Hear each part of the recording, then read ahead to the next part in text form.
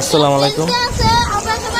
দেখুন ওয়াজ মাহফিলে বৃষ্টি, মানুষ ওয়াজ শুনতে এসে কি অবস্থা।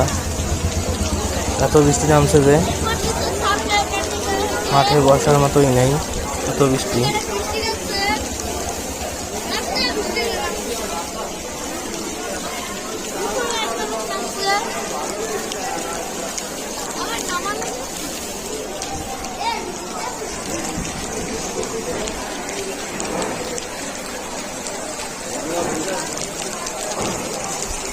দেখুন কত বৃষ্টি,